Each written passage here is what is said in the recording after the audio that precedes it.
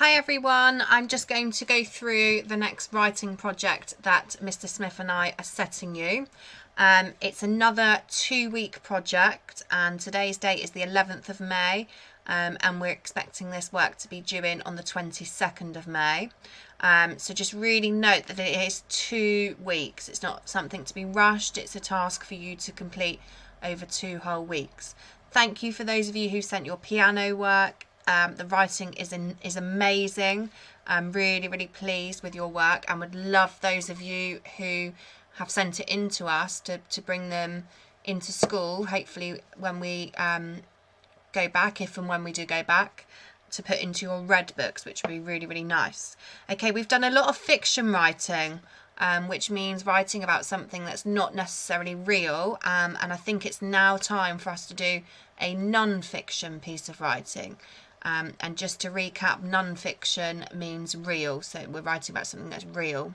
So your task for the next 2 weeks is to write a biography of a person of your choice. Now, we haven't actually done this type of writing in school, so for some of you this will be new. Some of you might have read a biography or an autobiography, and you might be thinking now, well, what's the difference between a biography and an autobiography? Okay, so what is the difference? We have looked at this in reading and we looked at this last year, so you might be familiar with this picture here.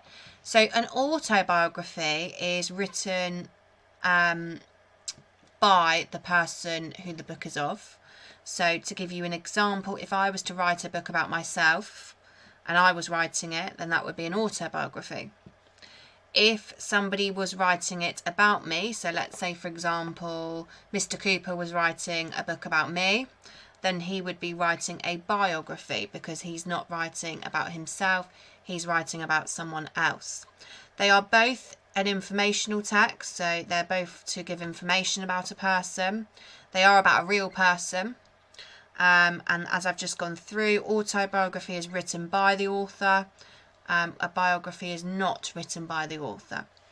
And to give you an idea about behind that, lots of biographies are written now by people who have already died, or I like to think of biographies being books that are written by some people about another celebrity who perhaps hasn't got time or can't be bothered to write it themselves. So you might have actually looked at some biographies and autobiographies. You might have even read some. I know that my brother always wants a biography for Christmas. There's always somebody who wants to read about. So here are some examples on the screen now. So on the left here, we have 2 autobiographies. So these have actually been written by the people. So Tyson Fury has written his own autobiography, famous boxer, and Trevor McDonald, who you might have seen on television, he's also written his own autobiography. So these books on the left over here are actually written by these people. However, on the right, we have 2 biographies. So these were not written by Mother Teresa and Cristiano Ronaldo. Somebody else actually wrote these for them. So, you know, really important to make sure you know the difference. Because you're going to be writing a biography. So you're going to be writing about someone else. Okay, so who could you do your biography about? Now, you know, the good thing about this topic is actually you get to choose who you're writing about. So make sure you choose somebody that you're interested in. I would choose someone who actually you perhaps don't know much information about. That you want to find out more information about. Now, just to give you an idea, it does say you can write about anyone, but these are just some bullet points here as to who you might choose.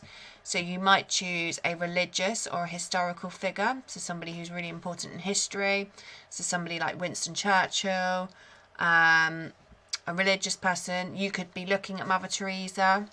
A sports person, now that could be absolutely anyone. It could be a footballer, it could be a swimmer, it could be a rugby player, it could be any sports person that you want to look at. A celebrity, so you could be looking at a comedian or a singer or an actor, and I put this here really for a laugh. You could be looking at a politician. I have been a bit nosy and had a look at biographies of politicians recently because I just wanted to know what their interests were, and how they became a politician. But it could be anything that's not on this list. That's completely up to you.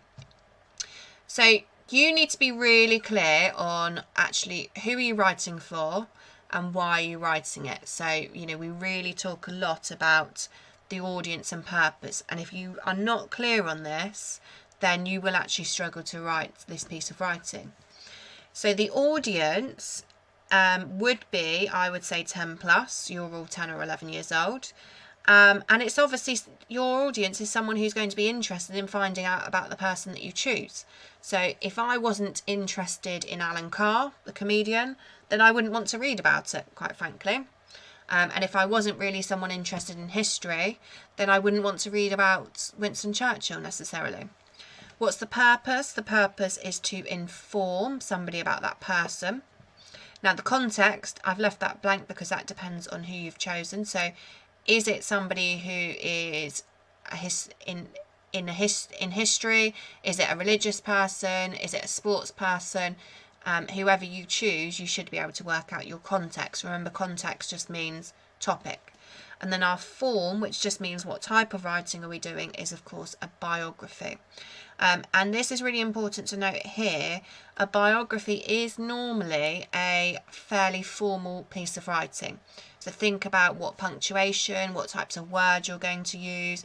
Shouldn't be seeing any contractions.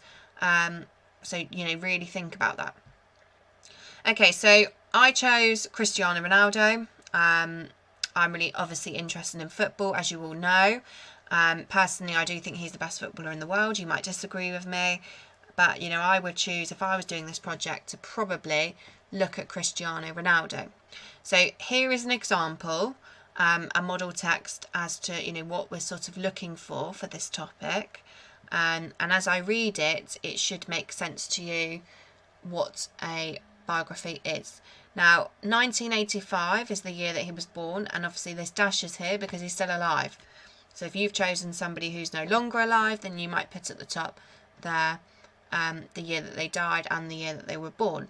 Now mine's quite a boring title, Cristiano Ronaldo biography. I'm sure you'll be able to think of much more exciting titles than me.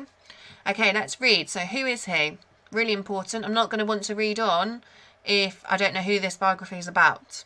Who is he? Cristiano Ronaldo is a professional soccer player who has set records while playing for the Manchester United, Real Madrid and Juventus clubs, as well as the Portuguese national team. So just short introduction, who is this piece of writing going to be about? Early life, so that means, actually what do we know before he became famous? Ronaldo was born on February the 5th, 1985. In Madeira, Portugal, a small island off the western coast of the country. Ronaldo is the youngest of 4 children born to Maria Dolores dos Santos and Jose Diniz Aveiro. He was named after Ronald Reagan, one of his father's favourite actors. Ronaldo grew up in a largely working-class neighbourhood in a small tin-roofed home that overlooked the ocean. Ronaldo was introduced to the game of soccer through his dad, who worked as an equipment manager at a boys' club. His early life was shaped by hardship, as his father often drank too much. To help keep the children fed and maintain some financial stability, Ronaldo's mother worked as a cook and cleaning person. In 2005, when Ronaldo was playing for Manchester United, his father died from alcohol-related kidney problems, and in 2007 his mother struggled with breast cancer.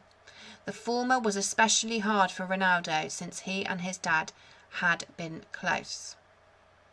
Okay, so that's just an example. Now notice I had subheadings. So subheadings, remember, really make it clear for the reader what you're going to be speaking about in that paragraph. So mine were who is he and his early life. Okay, so what am I expecting you to do during this project? So this page here is just to give you an idea as to what we're expecting you to do over these 2 weeks. So before you get to finishing it, this is what I'd like you to do. So the first thing you need to do is think, actually, who am I going to write about? And like I said, don't choose someone that you're not interested in or you already know lots about. Step 2, you're going to need to gather lots of information about the person by writing notes or bullet points. Look on Google or YouTube for videos. So whoever you choose, there's going to be millions of pages of information out there. But remember, this is not a copy and paste exercise. It's to be written in your own words. And note taking is really crucial for secondary school because you will be expected to make notes while the teacher is teaching. Is there a documentary about the person? So, I was lucky to watch a documentary about Ronaldo with Piers Morgan. So is there something out there that you can watch to help you with your work? Step 3, you're then going to have so much information that you're going to need to try and get it into different subheadings. So you're then going to need to squeeze your information into the boxing up sheet, which looks like this. And I'm going to post this on eSchools for you to look at. So you're going to need to box up your information into different subheadings like I've got here. Step 4, after that, you're going to be planning your writing using this format as we have been using for a long time. And step 5, you're then going to actually begin writing your and drafting your piece of work. Step 6, continuously draft, edit. Send me it on eSchools. If you're doing it on a Word document, attach it and I can give you feedback. And then when you have enough information about the person, you're going to publish like an author. You could make it into a little book of your own. You could make it into a 3D book. You could include pictures about the person that you've written about. I realise you've not all got printers, but you can add in pictures, but make it look like a book, like a 3D type book. I hope that makes sense. If you are struggling, get in contact with us.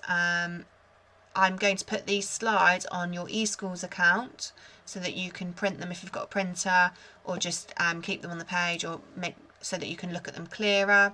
And I will update you next Monday with another video to do with this project, and that will probably be giving you non-negotiables in terms of punctuation and feedback for you actually drafting. So the first week really is about gathering information, deciding who you're writing about, and putting it onto the boxing up sheet and planning. So I would expect you to really get to, by the end of week 1, get to step 4. That's what I would expect you to do, to get to step 4. And some of you might get writing. Hope that makes sense. Any questions, please get in touch and enjoy.